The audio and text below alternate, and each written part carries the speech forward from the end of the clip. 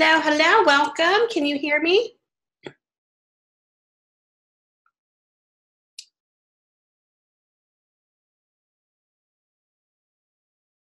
Testing, testing. Can you hear me?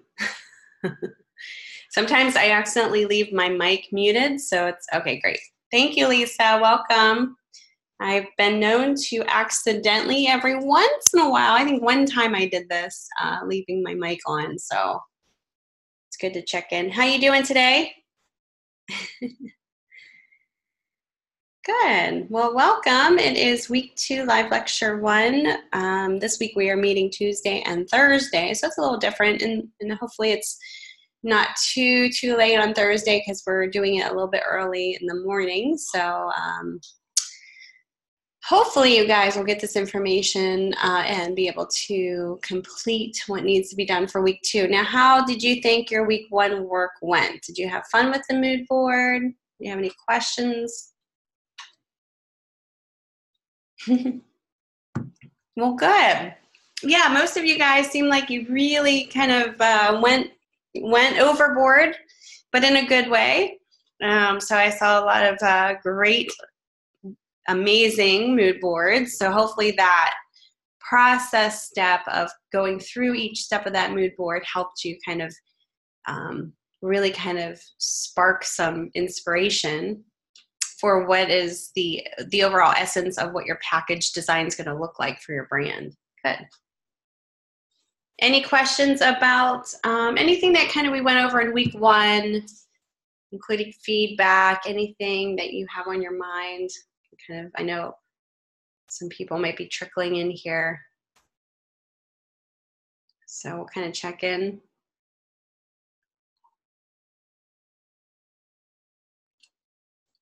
The one thing, okay, good. The one thing that I did notice in the instructions that I did want to point out, it's a kind of like a little, it's very vague in week 1, and I think we all kind of saw this in the instructions in regards to your sketch work. And it stated about starting your sketch concepts, but it did not state that you had to actually upload those.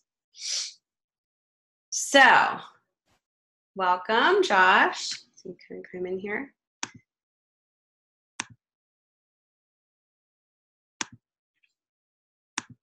So I guess the problem lies in this week where we are going to be picking out one of the strongest concepts from your sketches based on your client feedback, but because you guys did not submit it in week 1, I told you not to because it didn't actually specify that in week 1.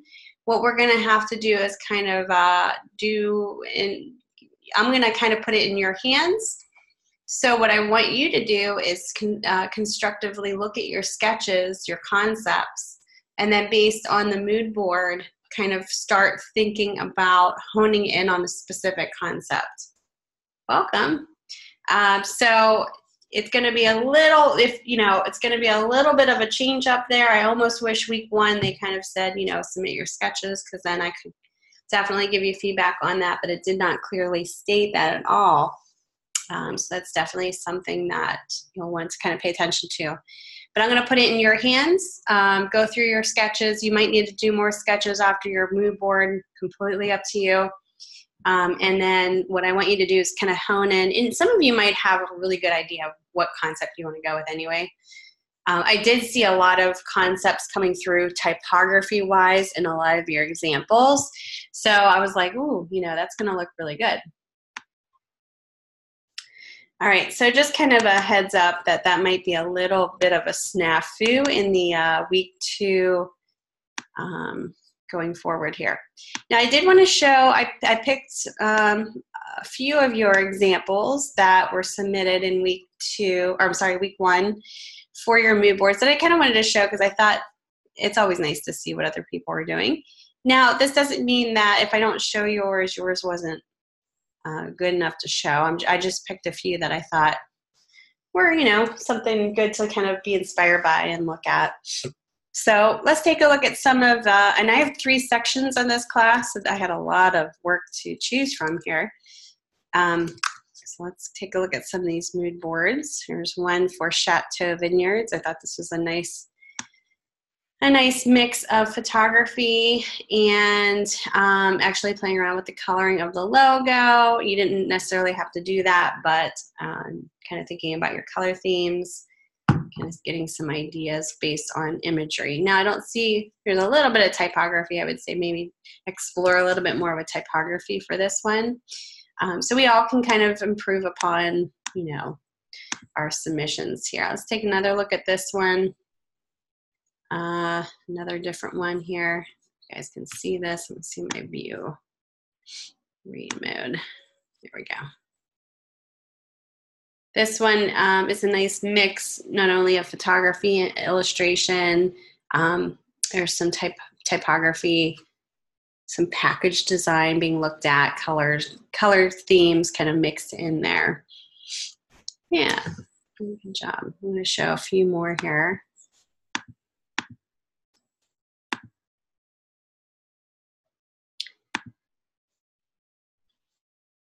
This one is for the perfume cologne.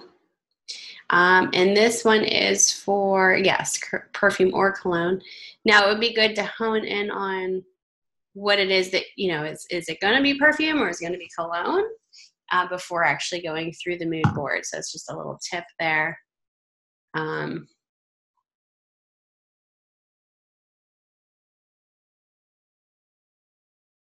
All right, welcome, Jennifer. So that's another example there. Okay, here's another one I thought was pretty good. We're just looking at some examples of some of your mood boards here. And I just, like I said, I picked a few I thought that were very interesting. Here's shapes and typography, textures, color, label design.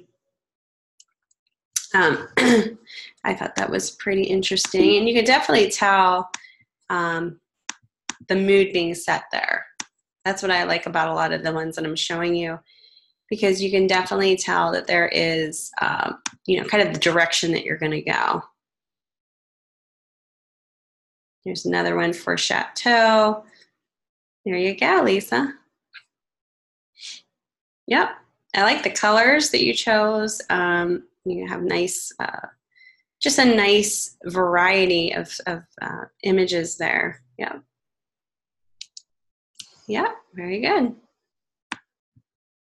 And like I said, if you don't see yours up here, it doesn't mean that yours wasn't good enough. I'm just kind of throwing some of the ones that I thought very quickly would be good to kind of show. Here's another one for the hot sauce.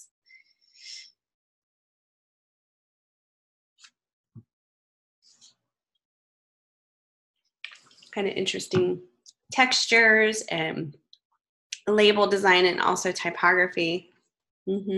Colors are great. And I can see the direction that this person is definitely thinking about going.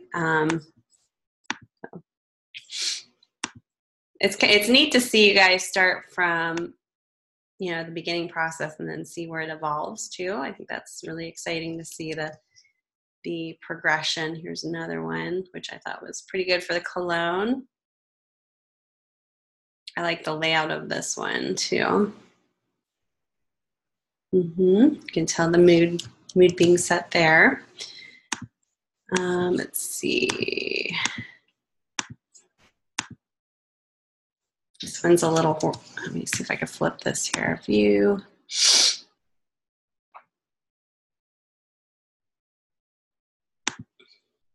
There we go. This was nicely laid out. Not only is, you know, there's a nice grid structure to it, there's also texture in the background kind of amplifying the mood. And then on the second, the student decided to do a second board on here, which is kind of nice, kind of giving a little synopsis and like kind of an explanation, which is really nice to add with this. So not only are you visually communicating it with your mood board, but you're also verbally communicating it. You guys didn't need to do that. That was an extra step here, but very nice touch to this. So it's almost like a mission statement too. Going above and beyond there for sure. Great job. I don't know, actually, let me see. A Ouija board?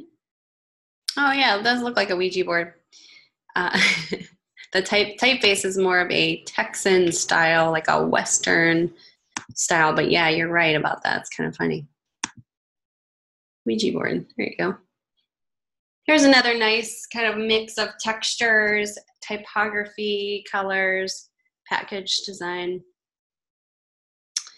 of different colognes and shapes and ideas and patterns. So this is a pretty nice one to show too. All right. Like I said, there was just I just saw a lot of great stuff here. I was really really impressed by every one of your. You know, there was a few of you that had a little bit of trouble getting the good balance of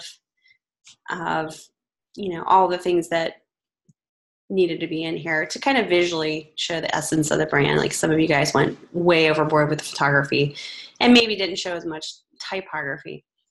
So, and that's okay. I mean, that's easily fixable, just to try to balance that out a little bit better. And it will help you, you know, when you do look into and experiment more with other elements, will help you with the whole overall design of it, because it's all part of your design. Here's another one. I thought that was kind of a neat layout here, grid-wise. There were some of you that had a little bit of problem gridding it out too. And I think that helps your presentation for this particular mood board. If you don't have a grid structure, you know, it's just going to kind of look messy and hard to just, you know, hard to view, I guess. This just kind of makes it look more professional when you actually have a grid structure to it. So, you know, a few of you kind of needed a little bit more work on that. But that's all part of the process, and we, you know, some of us need to work a little bit more with that. Here's another one I thought was pretty good to show here, textures and package design. Some of you guys didn't show any of like examples of package design or labels or other examples. Yeah, make sure you're looking into that too, because that's really going to make you think about not only your competitors, but also, you know, how you want to align your brand appropriately. Typography, hierarchy of elements, because we're going to be placing all that in pretty soon here. I think I have one more example here, but this one was a good one to show. Good job for those of you who are, I am showing your pieces. Like I said, a lot of you guys did great, so it was nice to see. Nice to see a nice strong submission of mood boards for this week from all 3 sections of this class, so great job. And this one was kind of a nice one. It was different. This one is going for the fragrance cologne. I like the textures being looked at here. Also package design, typography, colors, and actual package designs being inspired by shapes, abstractions. I love this big 7 one up here. It looks really cool. Okay, this one here. Too bad it wasn't like you couldn't smell it, right? So great job, you guys. I like to show this to you guys just because you guys don't really get to, you know, see each other's work sometimes. Oh, okay, in your project. So yeah, very cool, very cool. For those of you who kind of logged in a little later, I did mention in the start of this lecture, if you had any questions, let me know about week 1 work. And also just a little, I don't want to say snafu, but in week 1 project details and the assignment details, it talks about starting your sketches, right? And, but it doesn't say that you have to submit them. So I just told you guys not to submit them. In week 2 assignment, you'll see how it talks about honing in on a concept based on your client's feedback from your sketches. Because of this, I think it should be a little bit more clear in week 1 that you guys needed to submit your sketches. So because of that, I'm going to put it in your hands and have you guys based on the mood board that you did, hone in on what you believe is the strongest concept for your sketches. You may need to go back and re-sketch based on your mood board. You may not. But I think a lot of you guys probably know a direction that you're going to go. Yep, it did say sketch in assignment 1. It said start your sketches, but it didn't say anything about submitting them. But in week 2, assignment 2, it talks about honing in on a concept based on the feedback from your client. So there's just a little bit of vagueness in assignment 1 that I wish I would have caught, but I didn't. But that definitely needs to be looked at for sure. All right, so I just want to give that to you. Does anybody have any questions from week one? Anything that we went over? Thumbnails for ideas for your concepts.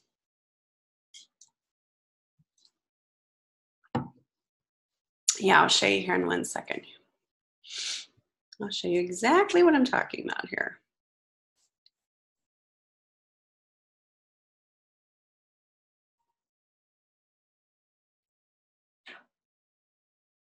All right, so week 1, let's go back to the Canvas week 1 prompts. So it talks about, be sure. Okay, it says here, for this assignment, you're going to create a mood board that defines the overall look and feel of your product. Be sure to identify an appropriate color scheme. You will also sketch 3 ideas that explore and capture the basic composition of your package design before moving to the computer.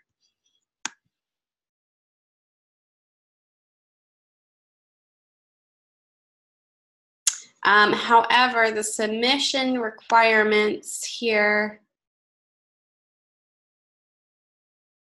it doesn't specify whether you need to add in the sketches. It just talks about the mood board and the write-up. Because I know some of you guys had questions about that.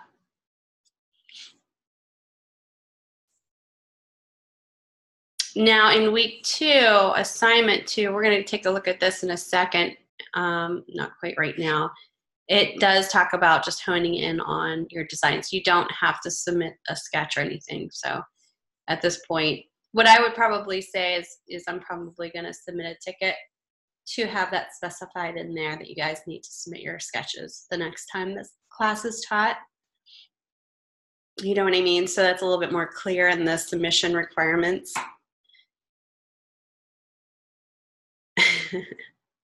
Your camera is blind. Yeah, so in assignment 2, you don't have to do, you don't have to submit your sketches. You don't even have to worry about taking pictures. I just noticed that it was kind of a very vague way of explaining, in assignment 1. So I wanted to make sure you guys were aware of that. Because I did have some of you ask about if you submit your sketches, and I said no, because the submission requirements didn't say so. I feel like I should have said yes, and I feel bad because we're going to be going through assignment 2. But I think, like I said, I think you guys are on a good track with your mood boards. So I don't think you're going to have a problem with kind of honing in on a certain concept. But you make sure you do those 3 sketches and kind of play around with your elements before going to the computer. Because as you know in your discussion, that really helps you not be hindered by the software. It makes you think about ideas that you may not have thought about if you went right to the computer. Okay?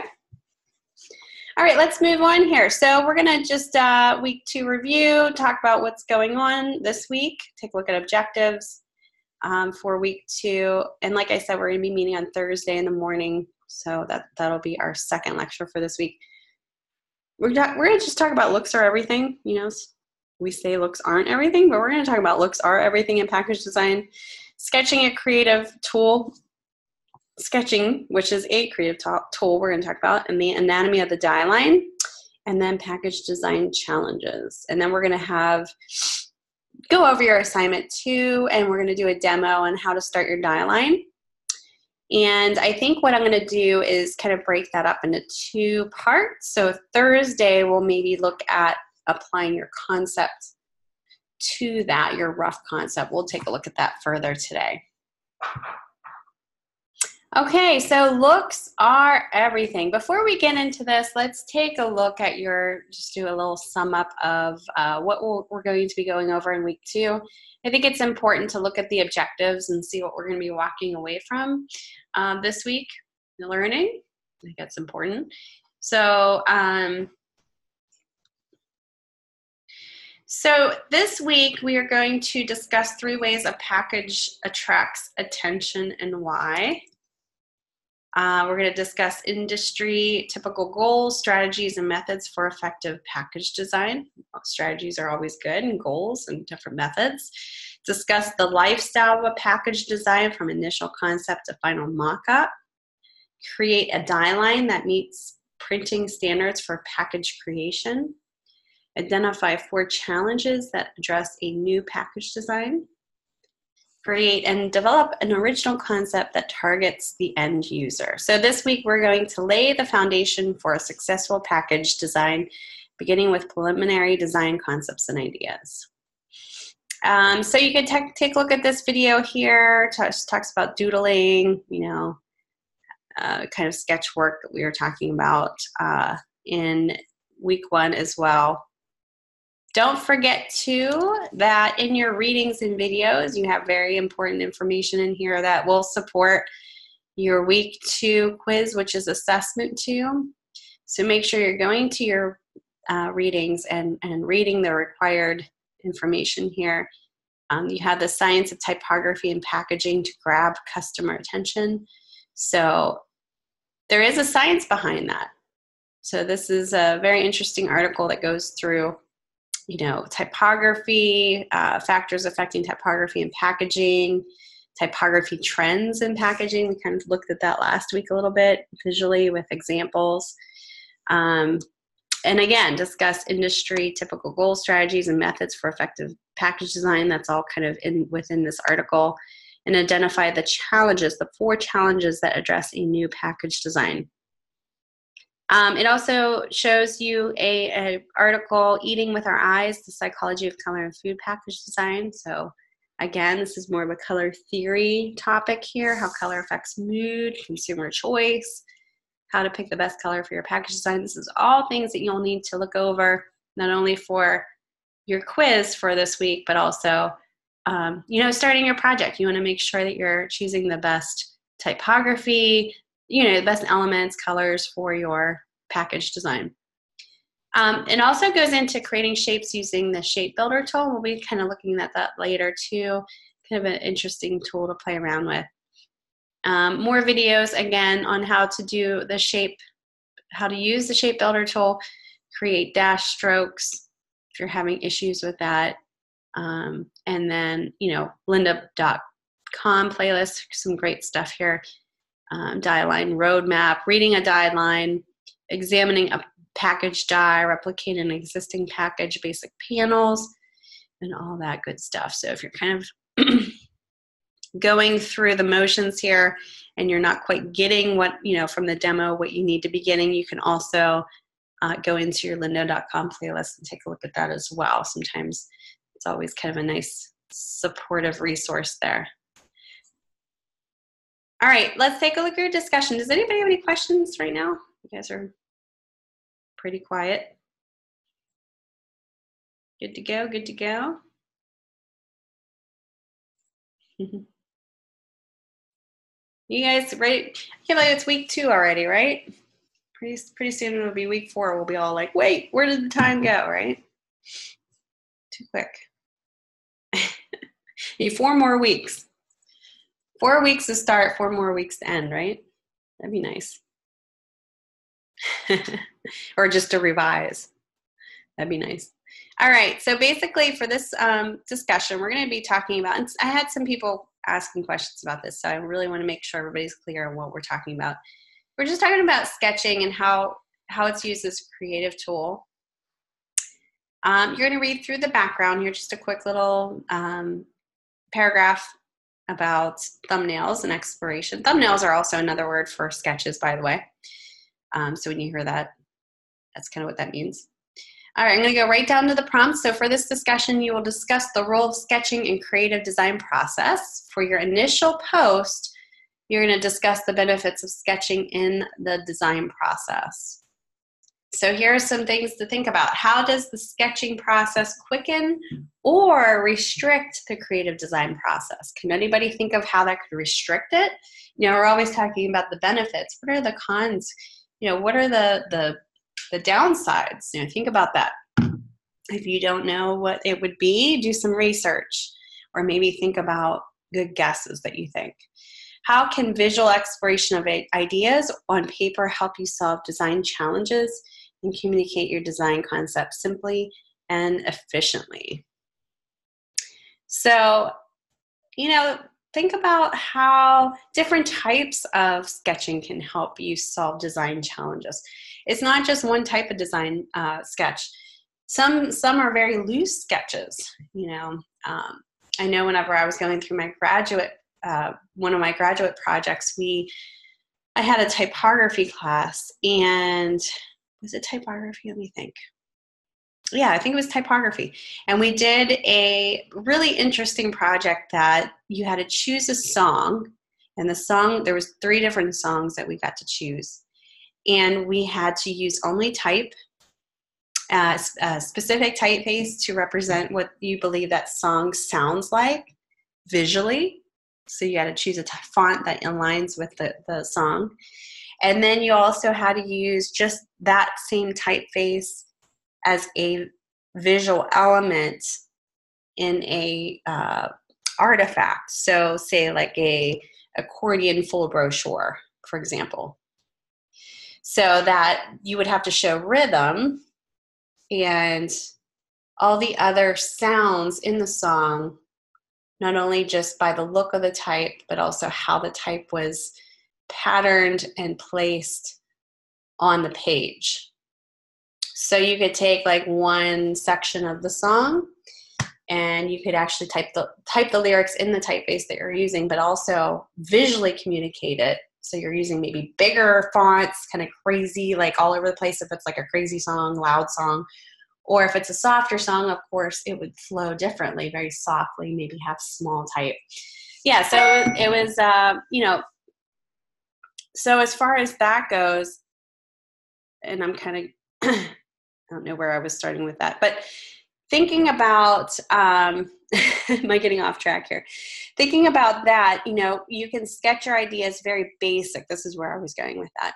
Very basic stuff. So if you think about, you know, Chateau Vineyards, and you write down your adjective list, and one of the adjectives in there is elegant, light, soft. You know, maybe you're just sketching very elegant, light, soft shapes that aren't necessarily what the label would look like, but maybe shapes that you would explore that would be maybe a pattern that would eventually be on your label. So very loose, abstract shapes that you would start out with your sketches that wouldn't necessarily be like in a form of a thumbnail or, you know, a label look, but it would be very loose sketches that would emulate what that brand and those keywords would be. Yeah. So you know, some of you might understand what I'm talking about with that. And then you kind of start honing in on, okay, now I'm really kind of getting this concept together, and you start really kind of honing in the concept on your sketches so it looks more like a label, and you're just putting basic, you know, this is where the headline would be, and just little, you know, 4 position only squares, and then eventually you have that name on it, you know, and you're honing in your sketches, you know, based on each step of the way.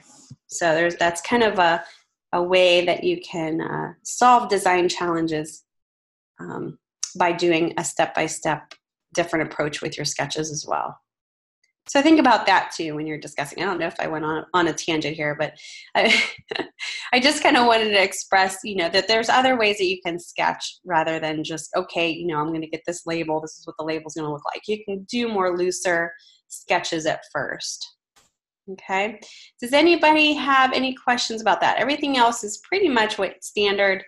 You know, just make sure that you're having you're meeting all the requirements here down below, responding to 2 different peers on separate days, And make sure you have a cited source in there. I think there's one APA citation and reference. And that's just to kind of help support your perspective, especially when you're answering this question here, because, you know, you're going to have to look at the, you know, how it quickens and maybe restricts the creative design process. Can anybody think of how that could restrict the creative design process?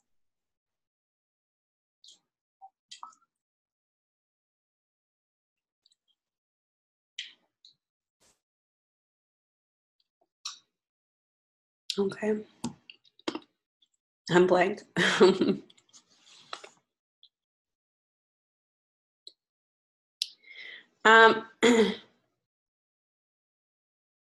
I guess the only, well, you know, I want you guys to like really kind of research this, but one thing that comes into my mind is you putting down the idea, but then maybe not knowing exactly how to execute it once you do get on the computer. Now that's kind of an interesting point. And I know a lot of students are getting used to, this is the problem I ran into too whenever I was a student. Yeah, you're learning all the software programs as you're doing these projects. Yeah. So, you know, obviously you're getting better and better, hopefully, throughout each course.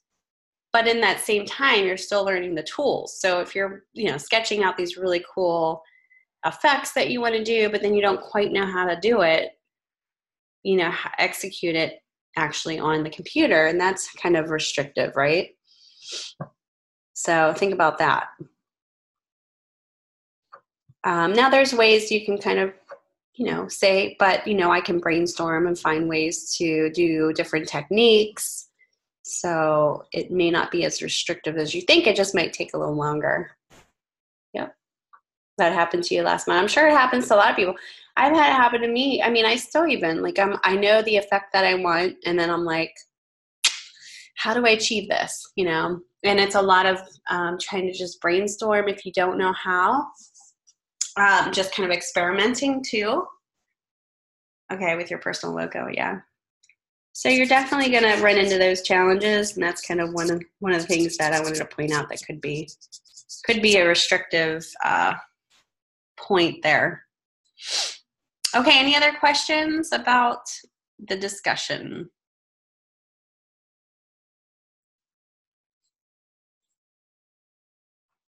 Good to go.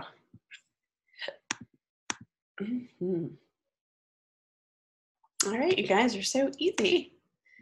All right, so let's take a look at, let's just talk about package design. So looks are really everything in package design. Think about it. That's primarily what you see before you buy a product. So package design must draw attention to itself through the effective choice of color, shapes, patterns, textures, and other design elements. That's why it's super, super important that whatever you're seeing on the shelf or in the store and how it's displayed maybe too is effective in all visual ways and all the elements. That's why it's super important to get that whole, you know, science down of like the typeface looking, you know, appropriate, everything kind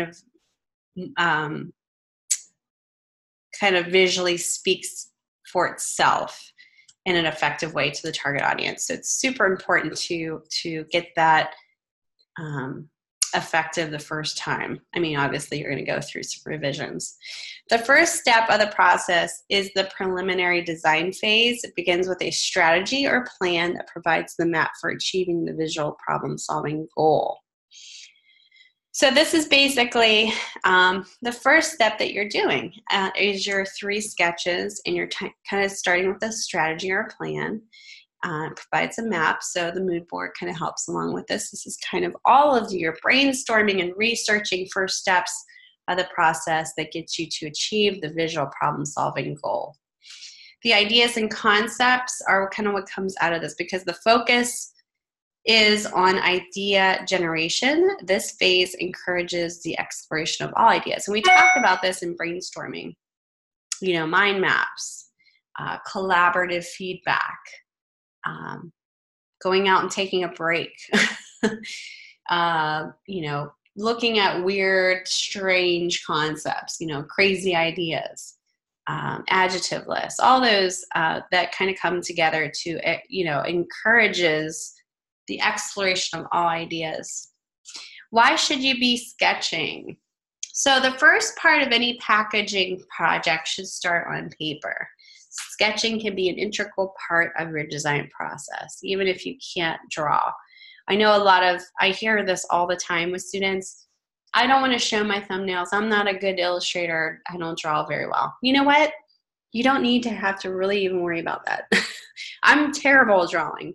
I'm probably the worst illustrator there is. And a lot of people say, oh, you must really know how to draw and illustrate because you're a graphic designer. No, you don't really have to. Now, some of you are very gifted in that, and I really admire that. And it's awesome that you have that gift. But it doesn't mean that you have to be really good at it. It's basically for you. And a lot of the times, I'm talking like 97% of the time, clients aren't even involved in that process. Unless they ask you, you really don't want to have them involved too much in that. It's specific on the project too. If you're working on a website, you want to show the wireframe and all that. But with design, you don't really want to get them too involved in that first sketching process. There's a reason for that because, clients, unless they're design like-minded people, they don't understand the process. So when they see that, they think that's what it's going to look like.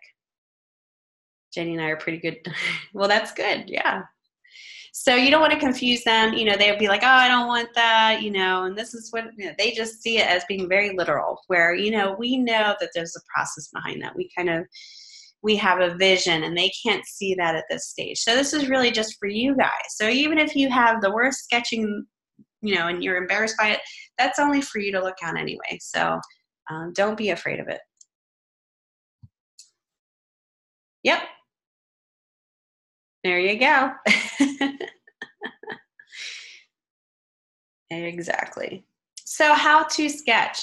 Thank you, Jennifer. That's great. A sketch does not contain a lot of detail or refinement. You really can do it without any artistic talent. So, it could be very basic. Let me show you some examples here. And I just kind of pulled up Pinterest. Some of these are a little bit more refined than others, but you kind of get an idea. Some of these are for logos. Some of these are for websites. Like, for example, this one, it looks like it's for a logo. And you can see that they're playing with word marks and combination marks for that. So some of them are more refined looking, and then you have very, looser ones too. Some are very, here's package. Let me see if I can find a good example here. Here's one that's, kind of loosely looking at the overall position of the elements and hierarchy of the elements. Yeah, typography can be a little tricky, but you can see how, and I believe this is for a poster. Yeah, you can see where the type's going to be. They just have those lines, and that's called for placement only, FPO. And so you're kind of seeing, the anatomy of the concepts before actually it coming into real life. You can see those lines are for position only. There's dots on some of these. I don't know if it's for a website, but it's kind of showing you the basic grid structure here for this particular layout. So some are very loose and some of them are a little bit tighter, but you kind of get the idea of, the direction, the overall hierarchy that you're thinking about for your project. And here's some wireframes. Wireframes are typically done in web design, where you're kind of showing a grid structure that you want to play around with. Let's see if I can find anything else. It's a little looser here. This one's a good example of showing something that are very rough concepts. This is probably how I would draw. But I get it. It's part of my process. I know what's going on here. I'm playing around with maybe these are scenes for something, but I kind of, I'm jotting down my ideas here. So they could be just what I wanted to show you here. They can be tighter, they can be looser, but basically they're for you to kind of explore different ideas. Okay, so don't be afraid of what they look like quality-wise. And sometimes you don't really want to spend too much time on that either, sketch work, because you want to get through the problem, the project quicker. The benefits of sketching: it allows you to come up with potential solutions quickly and help better understand a project yourself. Sometimes you'll notice, and don't throw out any of your sketches either, because I notice this happens a lot to me, where I start sketching even my looser ideas at first, and then like a week or so later, I'll throw those out or throw my first thumbnails out or get rid of them. And then I'll be into the process, and then I'll be into a different thought concept, and then I think, no, I think the first ones that I thought of are going to work, and then I threw those out. So a lot of times you do go back to your first sketches, so don't throw those out. All right, so let's take a look at the structure here, numbered of kind of the development of sketch work. So there's a rapid concept development, and this is kind of what I was talking to you about before, just very rapid abstract shapes that you guys can start out with first. So sketching is an excellent way to quickly explore concepts. They don't have to actually look like the product or lay out quite the first time you sketch. Number 2 is basic composition. So sketches are a quick way to create the basic composition of your package design, and can be used to quickly evaluate layout choices. So what you could do is you can kind of look at your die line and look at that box shape, that die line that you have, and just quickly, it doesn't have to be, it can be the same ratio, doesn't, the size of it, but you don't have to actually take a ruler and start measuring everything out. Just quickly jot down what the package looks like and play around with how the type's going to land on there, how you're going to position certain maybe patterns, textures, where the body copy is going to be, kind of play around with hierarchy of that. Number 3 is visual exploration. So sketching can be used to explore multiple options you could take in a particular package design. So you could do 3 different concepts of how you're going to show the typeface, the headline, the logo. 3 different concepts of where you're going to position, the body copy, maybe different color, pattern work, even the label design. Number 4 is refining visual solutions. So sketching can show the evolution of a project and help you go back to early ideas without having to keep a bunch of detailed records. Like I said, you might have to go back to your first sketches, but it's nice because it's kind of like a timeline of your thought process. And you're just kind of refining this as you go forward. Any questions about that? All right. I'm going to take a 5-minute break, and then we're going to take a look at the anatomy of the die line, which will take us right into your assignment 2 demo. So meet me back here. Go grab some coffee, tea, whatever you like, chocolate, and we'll meet back here in 5 minutes. All right. Thanks, guys.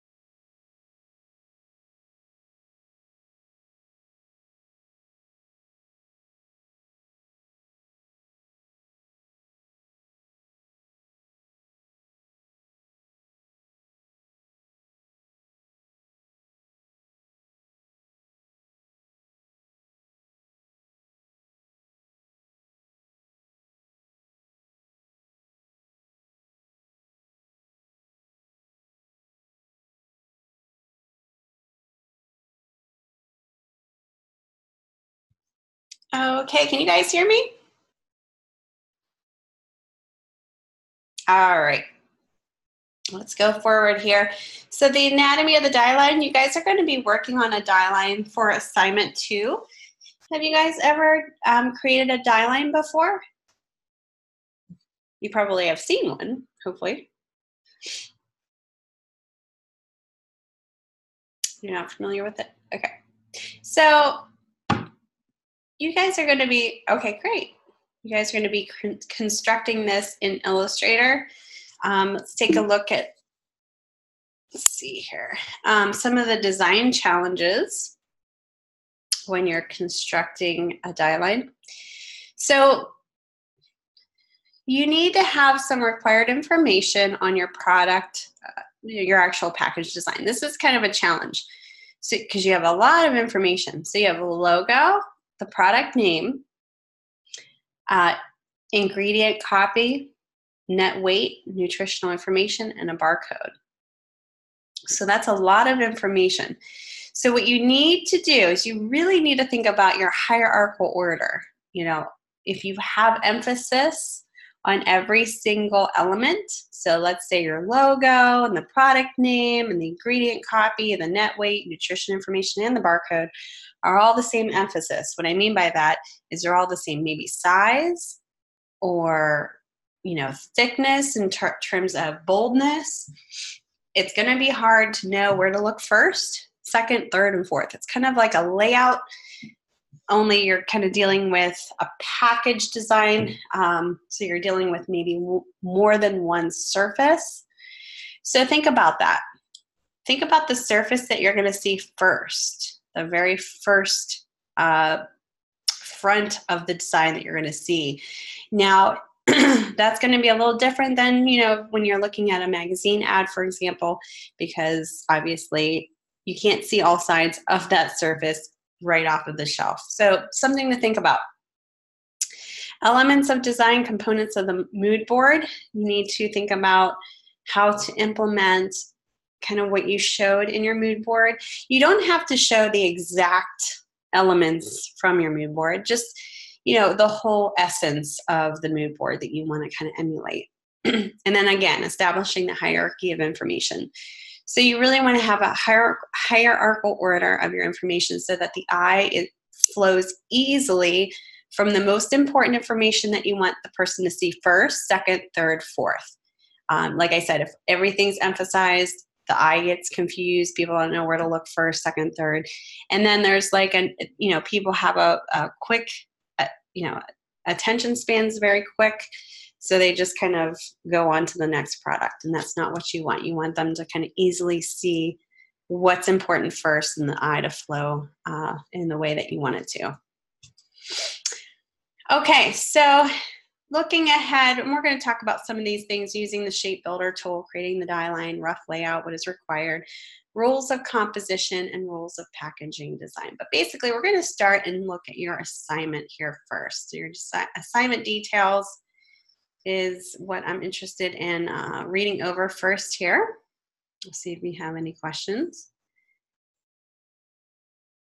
Now, by this, you should have your client that you're going to go with chosen by now, obviously, because you have your mood board. So you have an assigned die line for your specific client. So basically, we're going to create the die line and then a rough layout as well. So there's a two-part section to this. Go ahead and read through the background information. The prompts is what I'm going to read, and you can see here are your specifications for each product, and their die line is included here.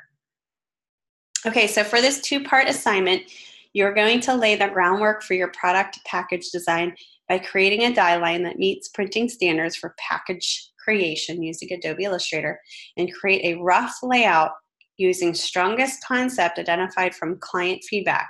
This will be the same product you did your mood board from in week 1's assignment. So choose which product you did your mood board and write up on and download the specs for its box. All right, so that's pretty straightforward there. Okay, so part 1. So you're going to be 2 parts. We're going to go over part 1 today. You're going to make the artboard large enough to support the die line. And I'll show you how to take a look at that. Number 2, create a new layer and label it die line.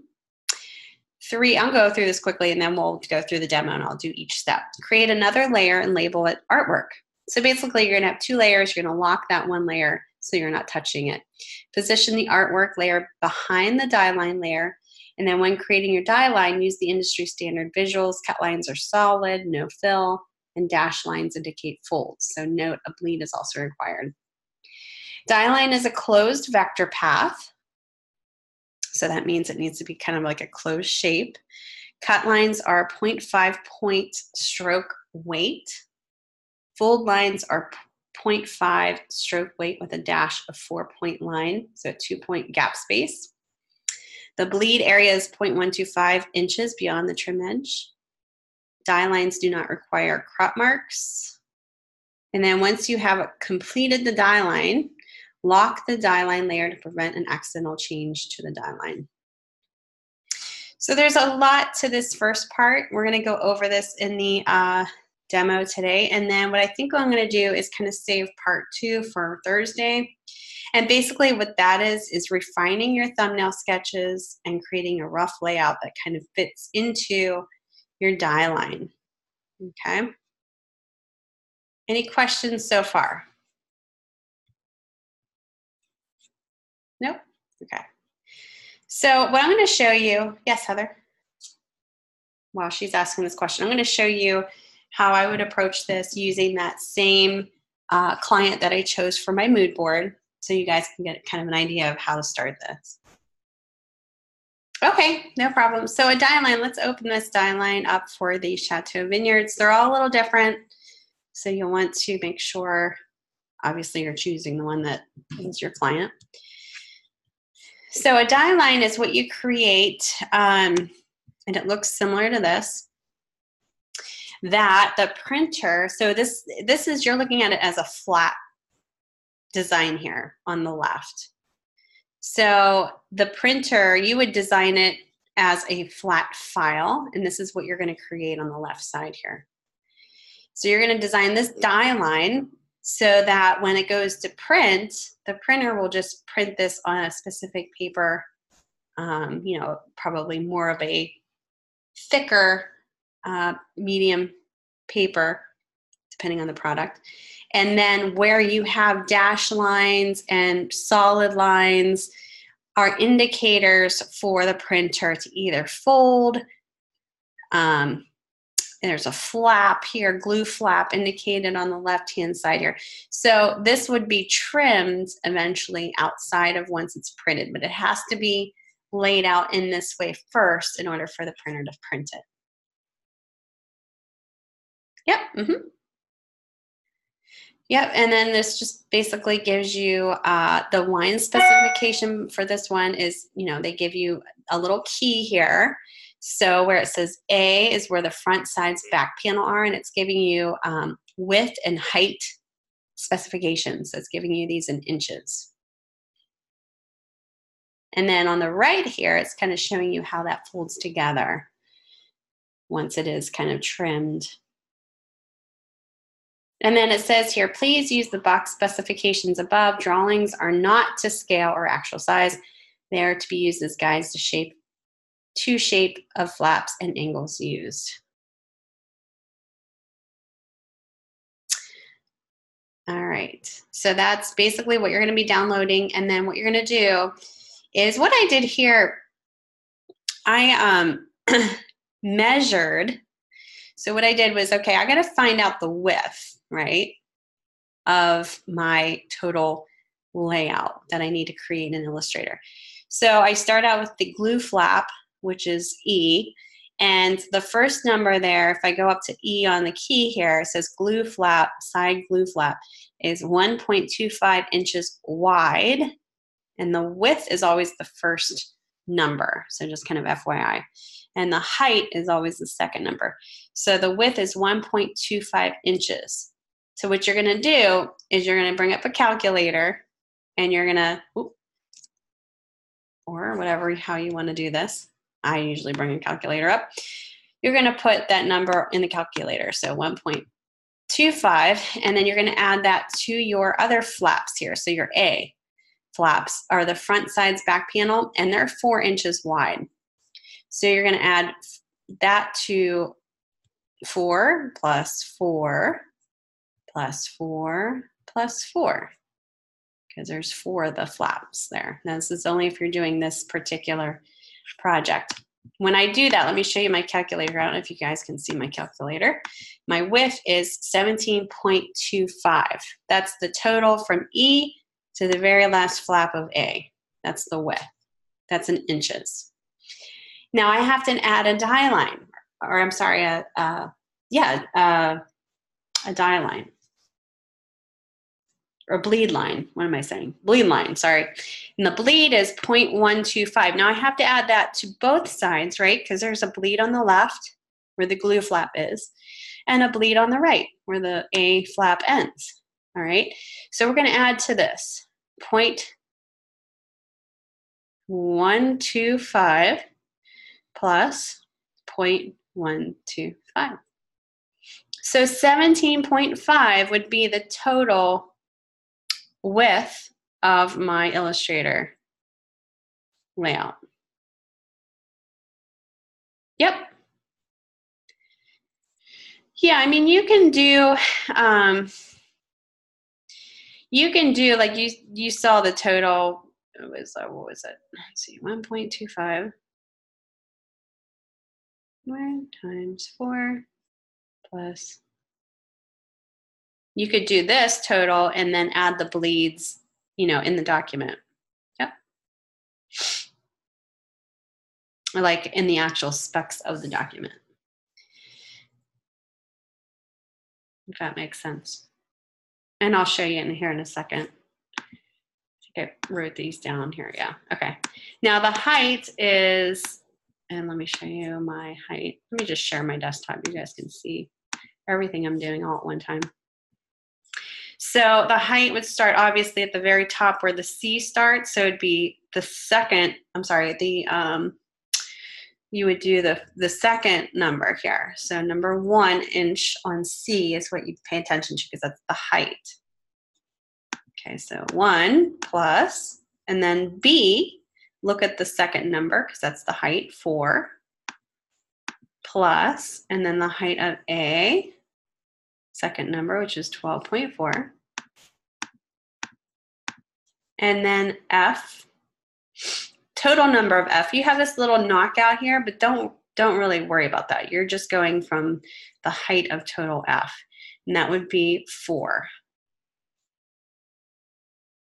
So the final size is 21.4. That's without the die line.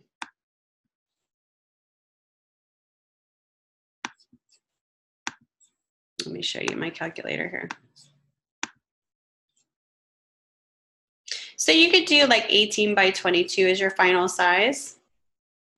That would definitely hold your die line in place with a bleed as well. Okay, so now I'm going to go and open up Illustrator. So once you find out the total size that you need, hold on 1 second. Am I showing this? Yeah, here we go. We're going to go File, New, and you're going to make sure that you have the right width in here. So my width was 17.25. Now, what you could do is you could put 17.25 in here and make sure it's inches by 21.4. And then down here is where you can set up your bleeds.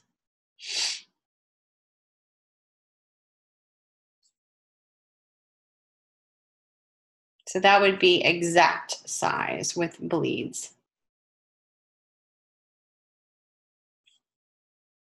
Okay. So what you would do, see where the trim edge is, where the gray meets the white? That's where you'll want to align the very edges of your die line that you're going to import. So you're going to go File, Place, You're going to download that die line that was given to you. So it's a JPEG. Go File, Place, and just click right on top. Now it's going to place in here very small. So what you're going to do is you're going to make it larger. So you're going to hold the Shift key down. This is important. The Shift key will make it so that it's proportionate and you're not stretching it. If you don't hold it down, watch what happens. It stretches. We don't want that, okay? We want to make sure it's proportionate. It's very important in this step because we don't want it to be distorted in any way. Now, some of this is going to go outside of your line here, and that's okay. You know, we have a die line. What I'm looking is that my E flap is right up against that line, and then my A flap is right up against this line. Holding that Shift key down, I'm just pulling out these anchor points.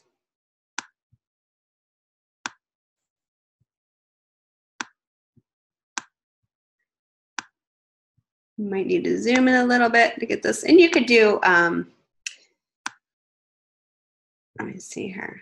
I think that looks pretty good right there. And you can zoom in and take a look at how close you are on that line and then make your adjustments. So the red line is what the bleed is. And then the trim line is right where it's actually going to trim. So that looks perfect. Okay, so in the instructions, it talks about make the artboard large enough to support the die line, create a new layer and label it die line, and then you're going to create another label and label it artwork. So die line and artwork. So what we're going to do is we're going to go up to layers. If you don't see layers, go up to window. Layers is here. You can check it if you don't see the panel here. And what we're going to do is we're just going to label this, just double click over top of layer 1.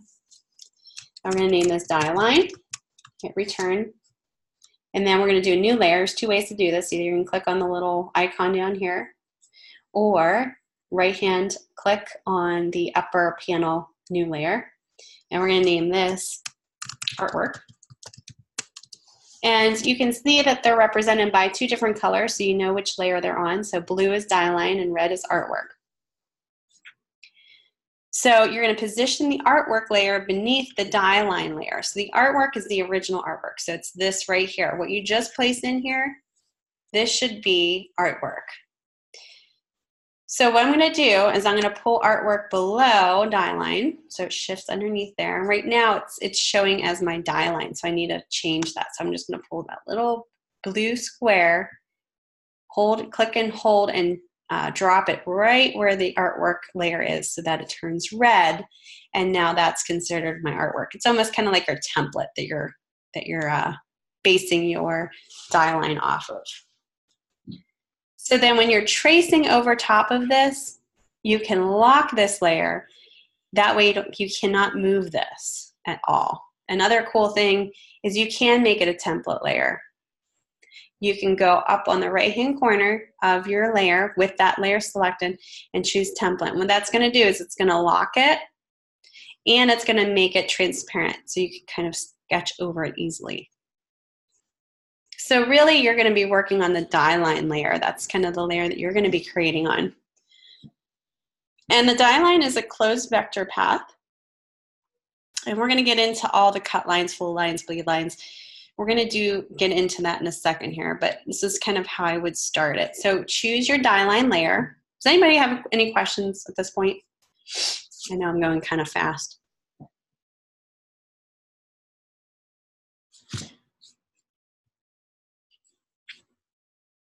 Okay, awesome. All right, yeah, stop me if you have any questions. So what I would do is really start with maybe the basic shapes just to see if you're good with the size ratio. So what I would do is, since this is kind of like a rectangle, I would select the square tool and click 1 time on your artboard so that this little rectangle panel box appears. And what you're going to do is just type in the specs that the A panel is, the biggest panel. So that would be 4 inches by 12.4. And that's going to create a square. And I'm going to make this red. So I'm going to go up to window here and show my colors. Let's go to swatches. We're just going to make this red so it's easy to see. There we go, with no outline. And I'm just going to position this over my panel box. And you can see right now, yeah, I have a size problem. Something went wrong here. So 4 inches is good, but my height is not quite so good. So 12.4. Let me just make sure I type that in right. Yep, 4 inches by 12.4.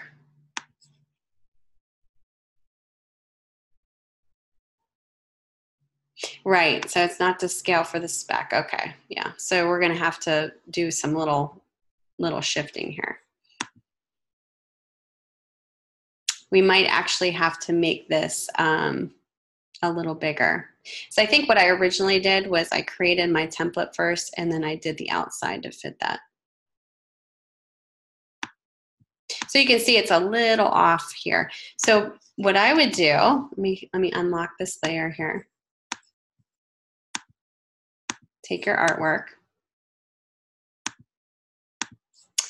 and let's undo the template so we can see it in full view. I'm gonna make this a little bigger. And I think the original size of my layout was a little bit bigger than this. So that's why I'm kind of off a little bit here.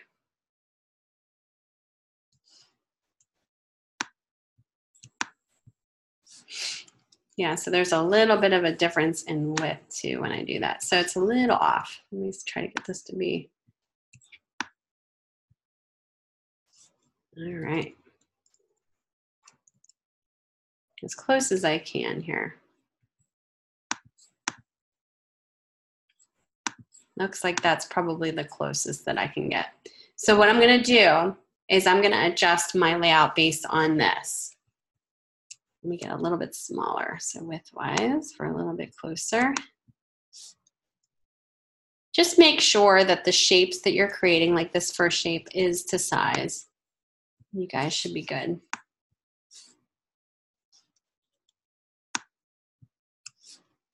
All right.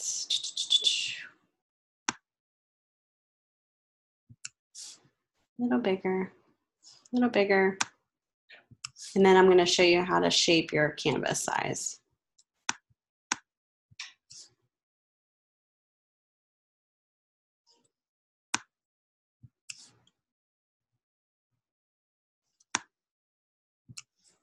All right, I'm going to go probably right here is pretty good.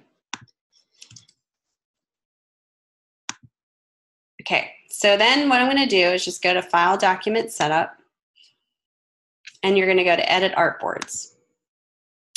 And this is where you can actually edit your artboard. Okay, so what we're going to do is we're going to zoom in here so we can see what we're editing here. It's kind of hard to see with this artwork. So that looks good. We're just going to make this just a little.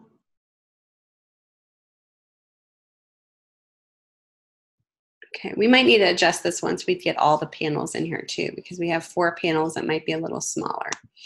So, you know, maybe it's a good idea to get your panels in first. So let's do an Alt drag, Alt drag, Alt drag. So you got all 4 panels in there first, and then E you'll also want to do as well. So what I would do for E, look at E flap, is 1.25 by 12.4. So again, take your rectangle tool.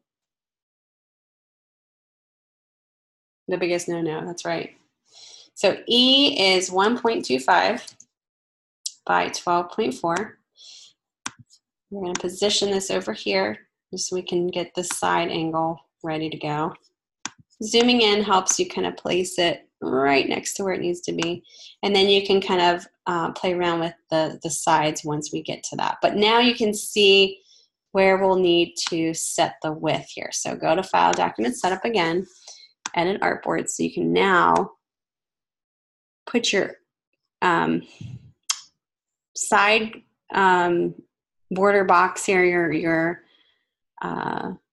trim size right at the edge of where E ends, because we're going to have a bleed on that anyway. Move over to the right and do the same over here. So it would end right here. Now we're going to have to do the same on the height-wise too once we get there. But that's basically kind of how to figure that out.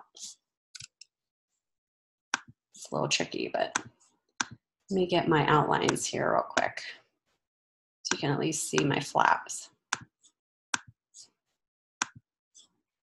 And then we're going to have to change the width of that, but we're good for now. I'm going to do the height, and then we'll adjust the height of our composition. So that would be how to do the width.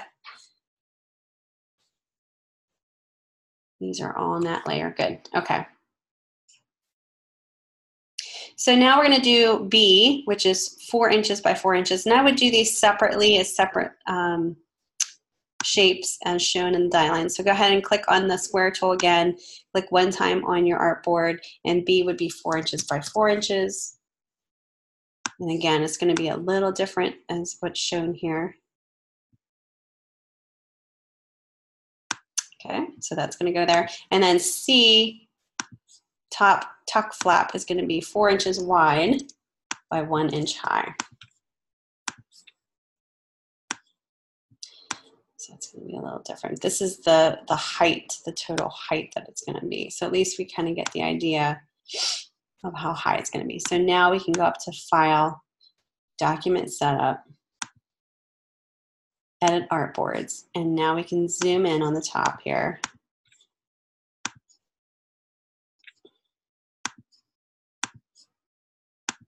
And pull this up or down basically on whatever you kind of need it to be. So there we go. You can see that there's a die line right there, but I'm putting that right on the edge of the trim line. So whatever bleeds off, we'll need to obviously specify for that. Okay, at the bottom, same thing. So we have the bottom area here is, let me see here, is F. So F is 4 by 4, and I believe this is 4 by 4, but let's do this again. 4 by 4. And that is, let me just make sure I have this right.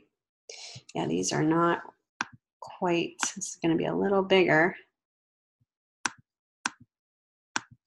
And you can check this. If you go up to Window and you go to Info, you can check the size of each element here. So if you select, say, for instance, this panel, just to make sure you have it right, width and height is shown here.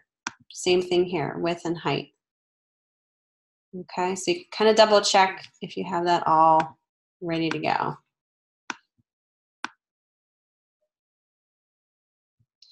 All right, it looks like that's kind of where the bottom flap's gonna be.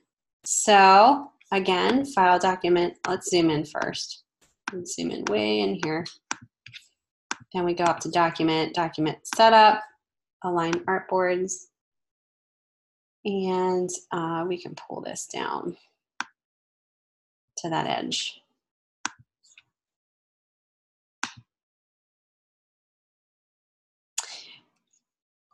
Yes, so we have the artboard tool as well. Yep. So that is a shortcut key. Thank you, Heather. It's always good to know all the ways that you can do it. Okay, so that's the total height and the total width here. Everything else is on this layer, right? Oh, this one is on the that's die line layer. Just make sure nothing, like any of these elements are on your artwork layer. You can kind of lock that once you're done. But you basically have, let me hide this, the width and the height. So this would be kind of what size that I'm looking at here of your document. At this point, yeah, let's save this so I don't lose this here. DES244 Week2. I'll just put assignment 2. Yeah, we're gonna just save this to my desktop for now as an AI file. All right, any questions about that?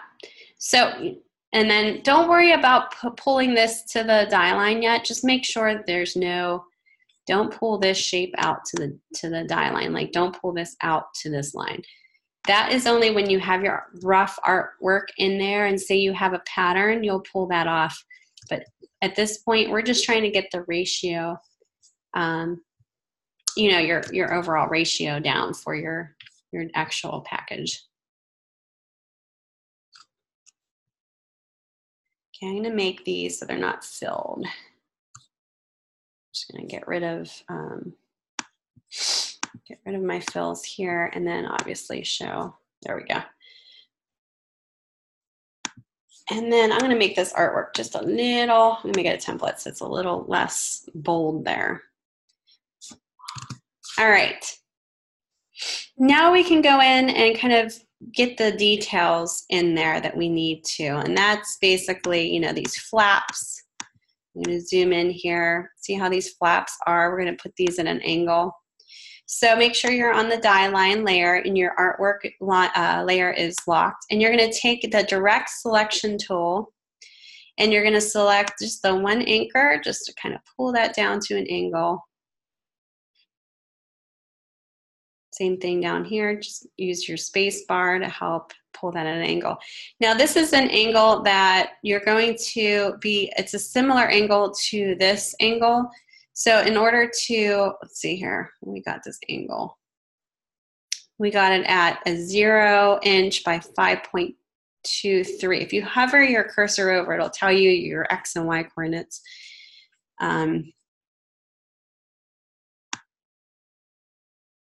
So we're going to try and emulate that same angle here. Although it's a little hard because the X and Y coordinates are different than what you have up there.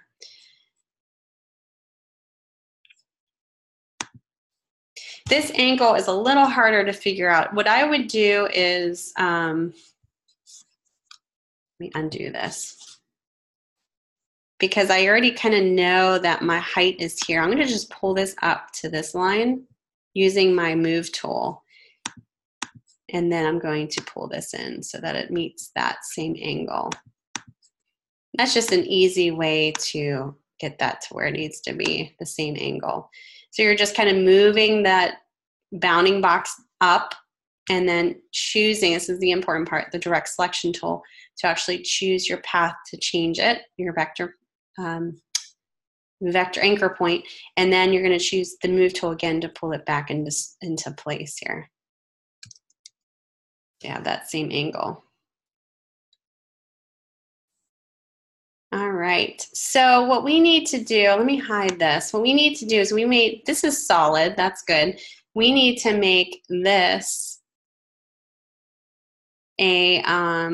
just a dotted dash line. And what that means is those are basically fold lines. That's where you're telling the printer that those are the fold lines, and they need to be a 0.5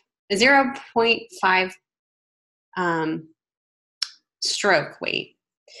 And it has to have a dash of 4-point line, 2-point gap space. So I'm going to show you how to do that. So, oh, little tricky here. Let's pull up your stroke first in your window.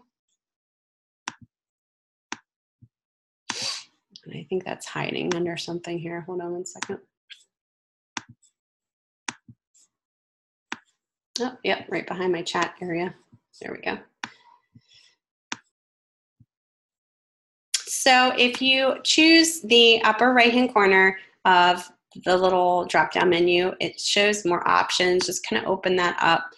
And what you're going to do is I'm just going to shift select all of these. So hold down shift, just the A's. Might be hard to select if you have multiple. Make sure you're not selecting top parts here. Let's hide that first. And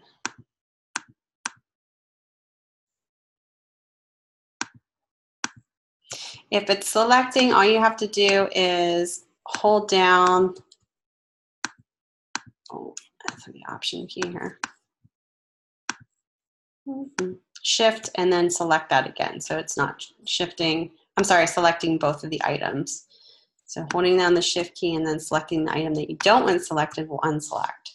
If you hold the shift key down and select another item, it's going to group it together. Well, not group it, but it'll select it together.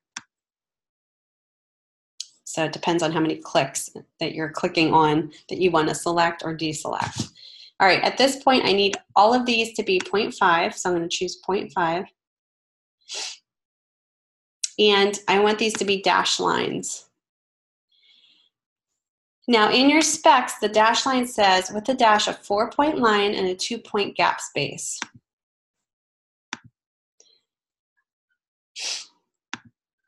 So we want to put that as 4-point line and a 2-point gap space. So we just kind of have to copy this and put this in each of the dashed, and this is the gap space for each of these that you'll place in here.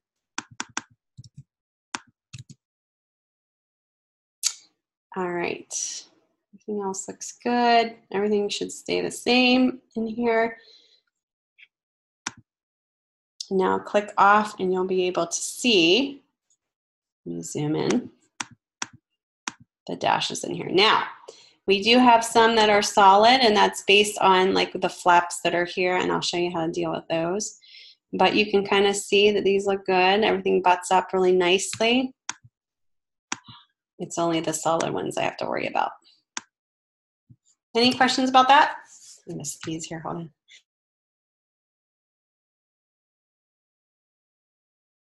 Don't want to hear me sneeze. All right, so those are your dash lines. Those are where it would fold.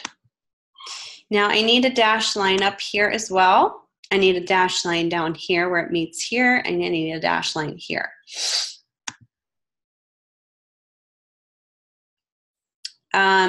Everything else, oh, I need to add some flaps in there too. Let me, okay, we still need to add some flaps and all that good stuff. So why don't we add those first before we go into dealing with how to get rid of those dashes. All right.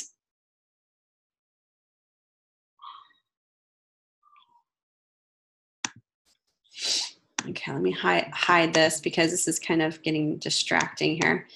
What we need to do is, and there's different ways that you can do this. You can use the shape builder tool to do this as well, or you can construct this, you know, based on how well you are with the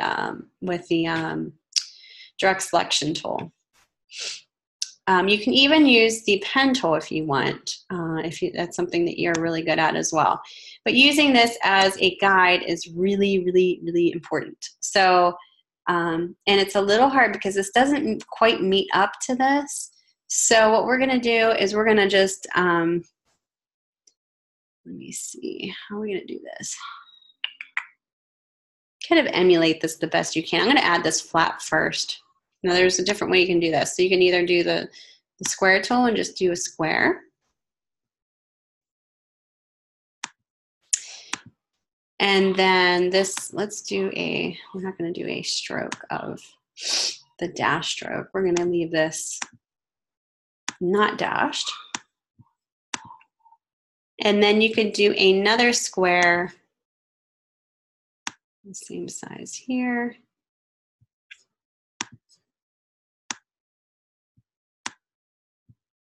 Okay. And we can knock this square out of this square using the shape builder tool. Now the shape builder tool is very interesting, and I do want to show you guys a video with how to use that. You can even do like, you have your other things that you can do as well. Let me think, your Pathfinder, you can kind of knock some shapes out of too, if you ever played around with a Pathfinder. The shape builder tool, you need to select both shapes, and say you want to kind of knock the shape out of this shape. The shape builder tool is over here in your toolbox. So you need to shift select both shapes in order to do this, you know, kind of perform this shape builder tool task. So once you do that and you highlight your cursor over, it's going to show you, when you highlight over each section, you know, areas in which you can kind of knock this out if you need to. So let's say I wanted to knock this area out of this shape. I would go inward, just kind of click below that bottom shape and pull up into it. It's really kind of a strange way of doing it, but, and then you can kind of delete that shape. See how I just did that? Let me go back. I'm going to show you a video too, so it's a little bit more clear of what this tool does. But see how this shape is here? I'm going to shift select that. Oh, okay, thanks, Jennifer. I'm going to take my shape builder tool and I'm just going to go right below that shape and click up and in. So you can see that it's selecting both shapes, and I'm going to release my selection so you can see that shape is there. And now I'm going to take my direct selection tool and just select the shape and hit delete twice.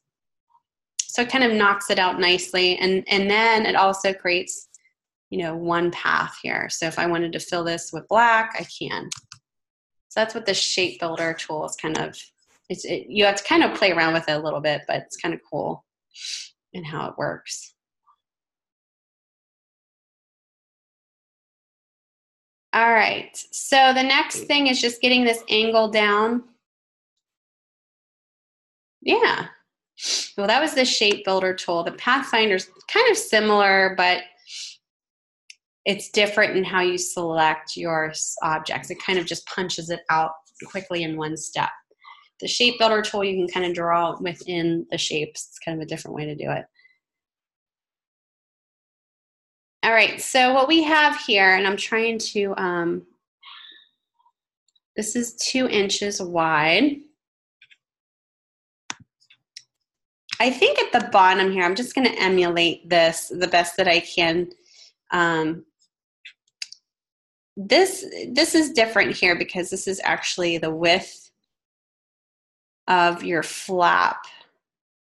So I think what I'm going to do here is basically take my pen tool and I'm going to start, because this is where your flap is telling you to start up here, but you know, obviously my ratio is off. So I'm going to start here and I'm going to draw a line that's kind of meets up with the bottom line here. So I'm just trying to create this angle and add it down here where it meets up with this. So I'm just clicking here and here and here. Now I have this like flap. Okay, so you can kind of see this once I have that hide. So I just use the pen tool to create that. That's a little tricky because, you know, obviously the die line's not quite similar to what you're actually tracing here. So, but I do want to make sure I start up here, you know, with my flap. I'm just kind of ending it down here, you know, a little bit of a different angle here, but I'm going to end it right there because I want to make sure that this is going to end on the same baseline here. I'm going to kind of just emulate this right here. All right.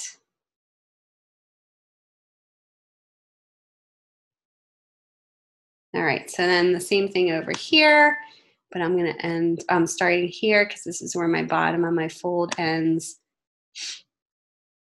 and my flap starts. Taking the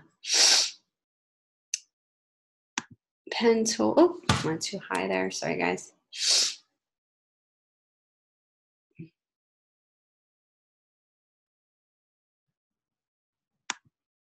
I might have to redo this. I have to take a look at this. It's a little confusing when you're dealing with the actual die line not meeting up with it. Okay, here we go. Let's see what this looks like. Zoom out here. Whoops.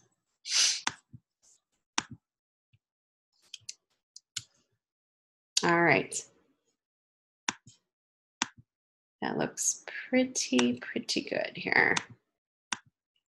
So I think the best bet is just to get your main sections done like I did, width-wise, height-wise. The folds are going to be a little different because the ratio is a little off, but do the best you can to align it. So I need to adjust a little bit, but you can get the idea. Just do the best you can. And typically, when you deal with package design, a printer can give you a die line, an actual Illustrator file die line, so you don't even actually have to create it. Sometimes that happens, so you're just placing in your artwork. So just kind of give you an FYI of what can happen with certain projects too, depending on what you're working on. Now this one looks like I have to change this a little bit. I notice this has like a little bit of a curve to it here. I have to actually add a point.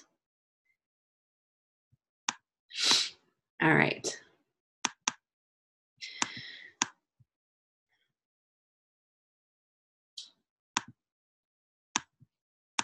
Where are all my pen tools options here? Kind of lost my pen tool options. Interesting. All right, well, I'm gonna add a point here. Where's my add points? Give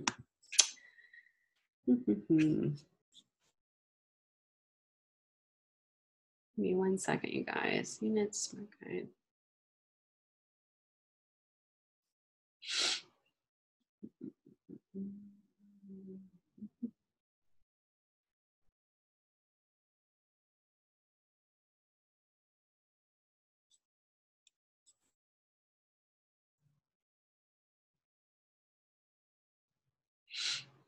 Okay.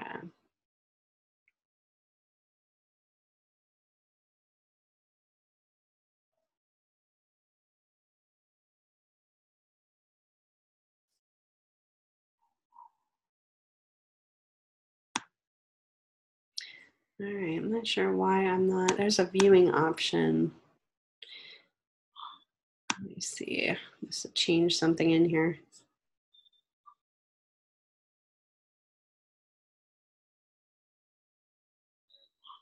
Isn't F to the bottom of the artboard, so the cutout should be also right.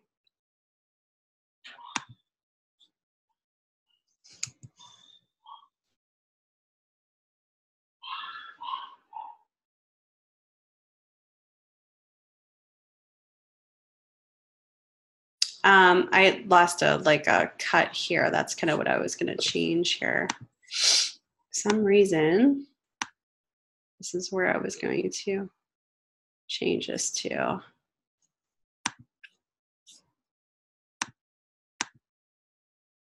The angle's a little off based on the die line here.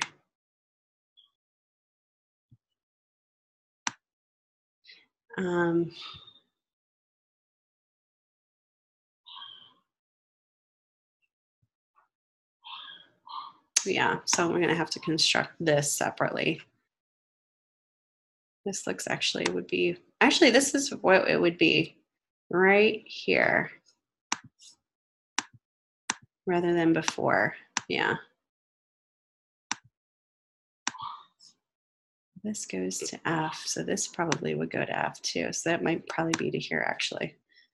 So it was right. Just a couple things. See how this F reaches up to F on the very bottom of the baseline? That would actually meet up there too. So it was right. Just a little confusing how you see that. All right, so that was right. Let me hide that. There we go. Okay. All right, so then the top, just the same thing, although you'd be kind of changing this out here on the top as well. So for this one, I would just pull this block down, take your direct selection tool and just follow that same angle and then position this back up to where it needs to be on your line there. And of course, we need to have that, we need to change that to the dash line too. Okay, and then we'll do another square here. So D is 4 inches wide too by, what did we say? Oops. What's D? 1.5.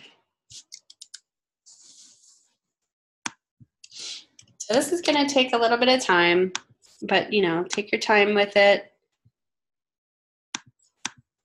If you have any issues, let me know. We'll take a look at it.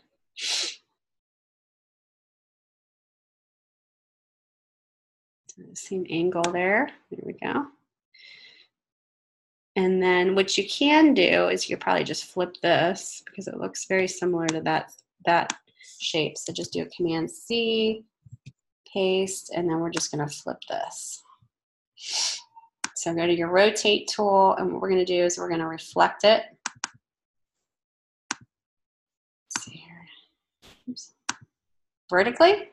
So just choose vertical. The mirror kind of flips it. And let's see where we are. It should be right there.